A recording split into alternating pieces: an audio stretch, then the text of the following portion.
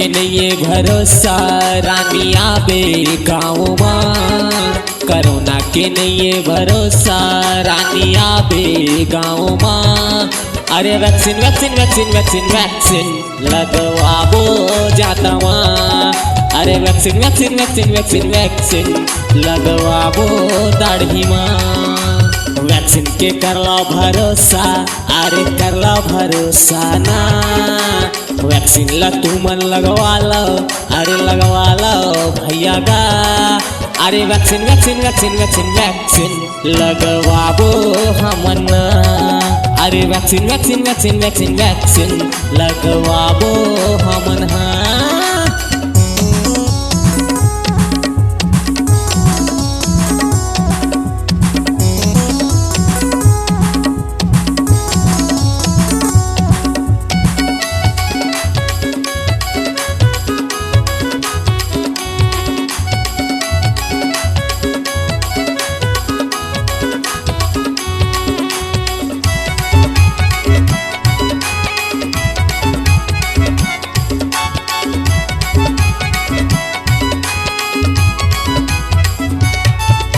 Corona के टीका हवे जोरदार, सबे जना तो लगवाबो। कोरोना जैसे बीमारी लहा मंजूर मिल के हराबो। कोरोना जैसे बीमारी लहा मंजूर मिल के हराबो।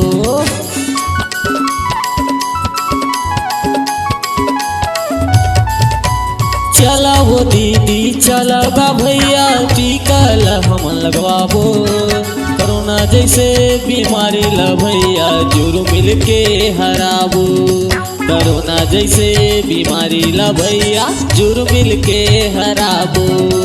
वैक्सीन हवे जोरदार, अरे लगवाई लेवाना। वैक्सीन हवे जोरदार, लगवाई लेवाना। अरे वैक्सीन वैक्सीन वैक्सीन लगवाबो दे दाढ़ी जाके ना।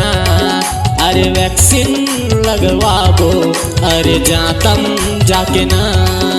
कोरोना के टीका हवे, अरे हवे जोरदार। कोरोना के टीका हवे, अरे हवे जोरदार। अरे वैक्सीन वैक्सीन वैक्सीन लगवाबो दे जातम जाके ना। अरे वैक्सीन लगवाबो अरे रायपुर मजा के ना।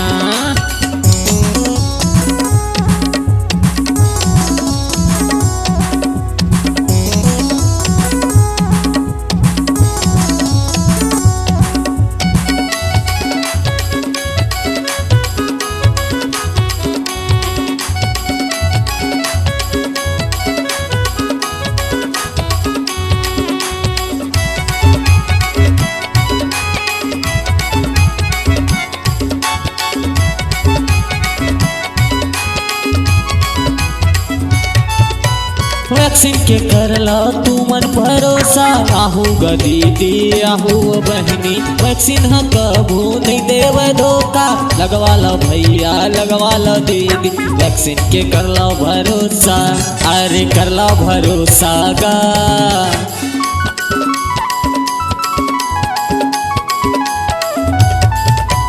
कहत हवे गणेश का भैया लगवा ला वैक्सीन तू मन। वो दीदी लगवा ला वैक्सीन तू मन का भैया। कहत हवे मोहन सुंदरानी 2 गज के दूरी मास्क है जरूरी। 2 गज के दूरी मास्क है जरूरी।